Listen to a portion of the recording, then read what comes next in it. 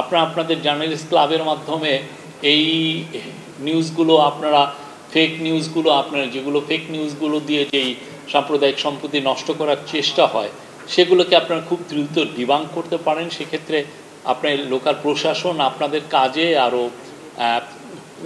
কাজের দ্বারা উপকৃত হবে। প্রশাসন, পুলিশ প্রশাসন, মাঠ প্রশাসন সবাই উপকৃত হবে। এই কাজটা আমাদের সবারই করা উচিত। সোশ্যাল মিডিয়াতে আসাতে যেটা হয়েছে, সবাই যে কেউ যে কোনোভাবে তার ভয়েসটাকে অ্যাম্প্লিফাই করতে পারেন এবং দেখা যাচ্ছে যে একটা লোক জার্নালিজমের ইথিক্সও জানেন না, এমন এআই দিয়ে এমন একটা জিনিস বানিয়ে দেখালো যে ডেলিবারেটলি উনি সাম্প্রদায়িক সম্প্রীতি নষ্ট করছেন বা ডেলিবারেটলি দেশে ইনস্ট্যাবিলিটি তৈরি করার চেষ্টা করছেন। এই জিনিসগুলো সত্যিকার অর্থে অনেক ক্ষেত্রে আমরা যদি ফেসবুকের কাছে যে এই কমপ্লেন করি বা ইনস্টাগ্রামের কাছে, মানে ওদের মাদার কোম্পানি মেটার কাছে করি, অনেক সময় এটা 2, 3, 4 দিন লেগে যায়, 5 দিন, কিন্তু ততক্ষণে মানে এই সমস্ত নিউজগুলো তো ওয়াইল্ড ফায়ারের মতো ছড়িয়ে পড়ে। তো এইটাকে খুব দ্রুত ডিবাঙ্ক করা উচিত।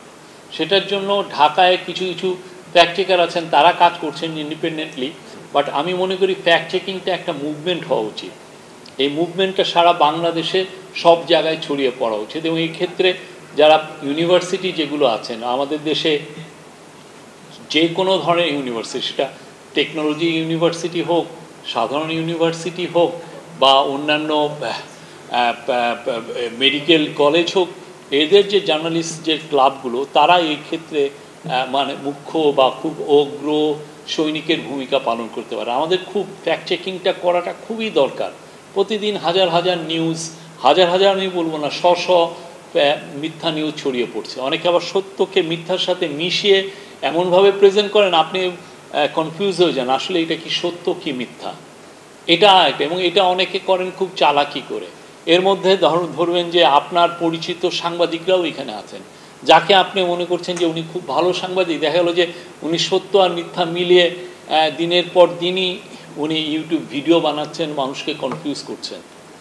আমরা সত্যটা আসুক, এই সত্য যদি আমার এগেনস্টে যায়, আমাকে যদি হিউমিলিয়েট করে, তাও সত্যটা আসুক, এটা আমরা চাই। এবং এই সত্যকে যে মিথ্যা নিউজ সরবরাহ করবেন, যে ফেক নিউজ দিবেন, তাকে তার মুখোশটা আসলে উন্মোচন করা উচিত। কোথায় কোথায় উনি হয়তো বা 20 মিনিটের একটা ভিডিও বানালেন, দেখা যাবে যে 20 মিনিটের ভিডিওতে উনি 30টা মিথ্যা সংবাদ দিয়েছেন।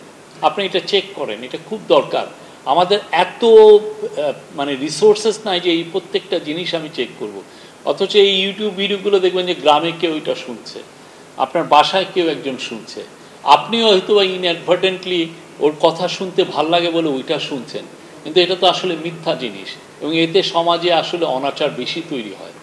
এই জায়গাটায় যারা নবীপ্রবী হোক, আর সেটা চিটাং ইউনিভার্সিটি হোক বা রোকেয়া ইউনিভার্সিটি হোক, তাদের যে সাংবাদিক সমিতি, আমি আপনাদের সবাইকে উদ্বুদ্ধ করব আপনারা এই কাজটা করেন। পারলে ঢাকার থেকে ট্রেনার আনান, অনেকে আছেন আপনাদেরকে ট্রেনিং দেওয়ার জন্য উন্মুখ হয়ে আছেন এই ফ্যাক্ট চেকিংয়ের ট্রেনিংয়ের জন্য। এটা আমাদের এই সোশ্যাল মিডিয়ায় যে ফ্যাক্ট চেকিং করাটা, এটা আমাদের একটা সোশ্যাল মুভমেন্ট হওয়া উচিত। আমরা প্রচুর স্টুডেন্ট চাই যারা এই কাজগুলো জানে, যারা, এবং সামনে যে ইলেকশন আসছে, যেটা ইলেকশনটা ফেব্রুয়ারির 15 তারিখের মধ্যে হবে, সেই ইলেকশনে আমরা চাই যে যত ধরনের ফেক নিউজ আসবে সেটাকে কমব্যাট করার জন্য তার চেয়ে বেশি যেন ফ্যাক্ট চেকার থাকেন, তার চেয়ে জন্য ফ্যাক্ট চেকিংটা থাকে, ডিবাঙ্কিংটার জন্য খুব দ্রুত হয়। আমরা যেন একটা নিউজ ডিবাঙ্ক করার জন্য 3 দিন ওয়েট না করি। এই কাজটা সবাই মিলে আমাদের করা উচিত এবং এটা আমি আপনাদের সবার সহযোগিতা চাই। এই কাজটা বাংলাদেশের সব জায়গায় ছড়িয়ে পড়ুক। নবীপ্রবীতে 10,000 স্টুডেন্ট আছেন, আপনারা খুব ব্রিলিয়ান্ট কাজ করছেন। বাংলাদেশে টেকনোলজিক্যাল ইউনিভার্সিটির মধ্যে নবীপ্রবীর একটা সুনাম আছে। এই ক্ষেত্রেও ফ্যাক্ট চেকিংয়ের ক্ষেত্রেও আমরা আশা করি আপনারা you will play a big role.